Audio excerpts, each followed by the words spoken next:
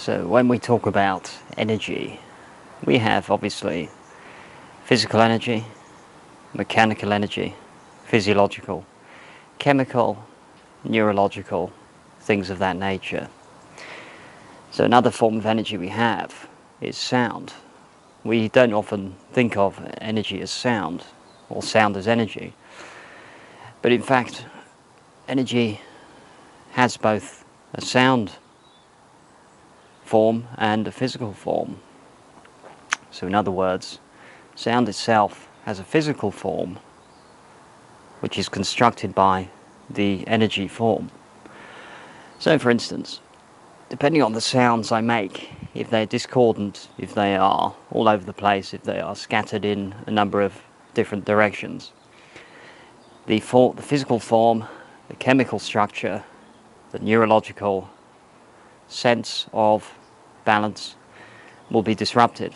So in order to channel the energy in a managed, correct and efficient way, there are certain forms of sound which have been used throughout history, since ancient times in martial arts, and also forms of meditation, particularly moving meditation. One of these sounds is the R sound. So the R sound ensures that physically we are grounded. The R sound, or the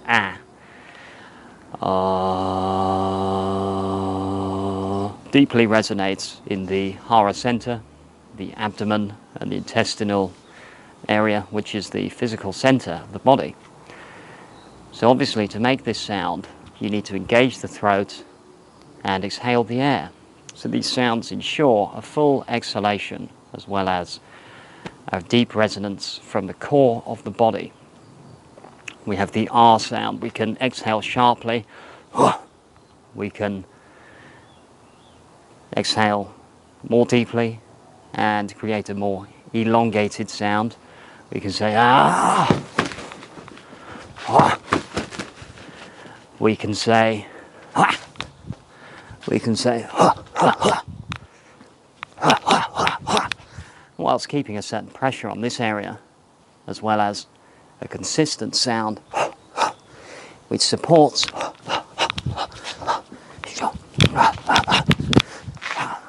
the physical movements that we are performing. This happens quite intuitively once you work with the sound more frequently and more consistently. So a benefit of this is obviously this creates a certain stability and a full exhalation of air which relaxes the physical body so that there isn't any resistance in the physical structure itself, which creates a free flowing form of energy. So this is what is meant by first there was the sound and then there was the word. It simply means, and similar sayings and structures and traditions throughout history which have said start with the sound. There are different sounds. The oo or the ah opens up the solar plexus somewhat to encourage more air to be retained and exhaled, depending on whether you're inhaling or exhaling. In martial arts, we focus predominantly on the exhale. This maximally relaxes the physical structure and together with the R fully engages the core so that we are concentrated into the core, sinking deeply into the core and anchored in so that we are stable yet flexible.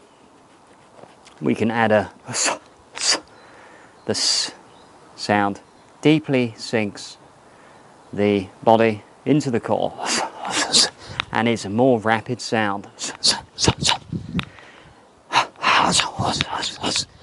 So we can make sa. There are a number of sounds that are created, formed of certain syllables mixed together in an intuitive way. So it's not a question of just going in a mechanical way. It's letting the sound itself be the basis of the energy and the guide and the teacher of the physical body, the chemical structure and the neurological structure, which the sound has an influence on, a subtle influence. So sound is the basis of practice. It's been known through various traditions, such as karate and elsewhere, which have always worked with or various formations of ah, s, and ah, amongst other sounds. So this is just a basic introduction to the basis of the sound, which has always come before the physical, the chemical and the neurological. That's not to say those three considerations aren't important, but sound is the more subtle one that is easily lost and can easily lose its potency over time as we get older and we forget these basic things, these fundamental things. So one way is to just, if you're doing the physical practice, just let the sound flow as needed according to the basic mechanics of the movements. If you want to do some form of stretching, let's say we want to bend down, stretch the hamstrings. One method is to exhale into the stretch, because if we don't do this, we can hold the breath, which doesn't fully relax the body, the neurological system and the chemical structure, so that we can get only partially through the physical movement. If we add in a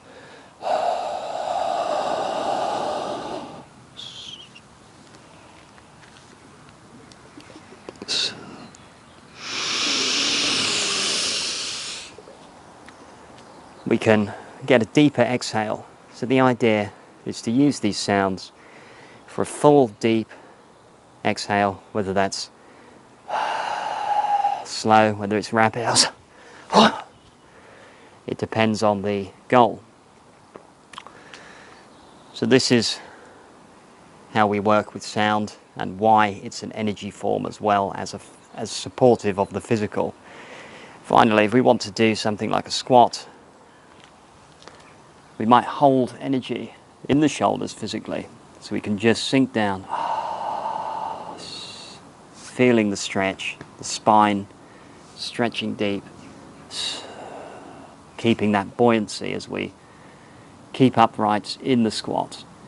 Now this becomes a relaxed rather than tense position, and it's very hard for people to squat properly if they're holding tension and haven't given that full release through the exhale and using the supporting sounds which support the full exhale. We've worked in the past previously on full exhale.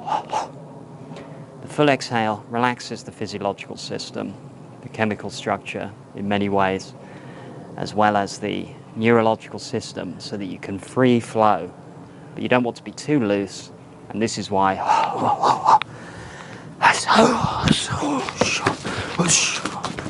the keeps you rooted in place, so that you don't lose your anchor, your fundamental platform. So this roots you in place without being locked in totally to this lower region. This is why the sound keeps you locked, but also resonates and flows into the upper energy systems of the neck, the spine, the brain, keeping oxygenated. So we mentioned it can have an effect on the chemical structure.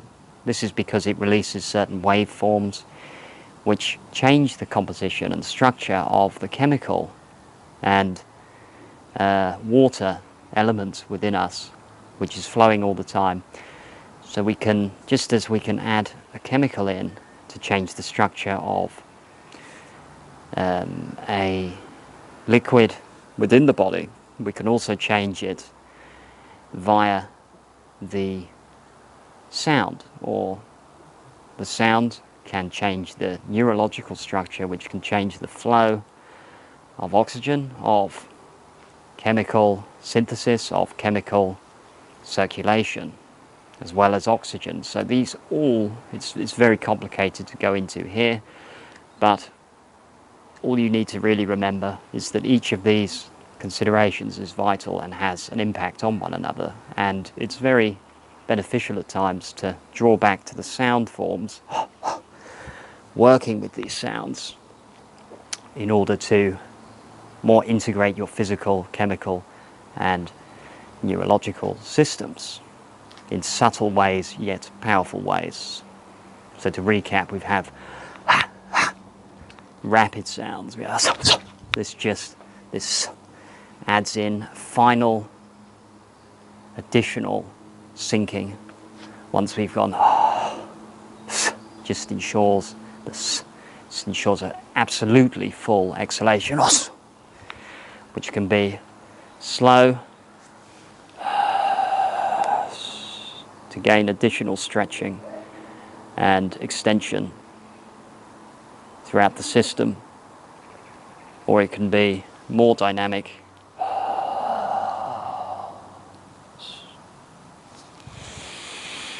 in terms of movement. So this is how to work with sound and energy forms. Thank you for watching.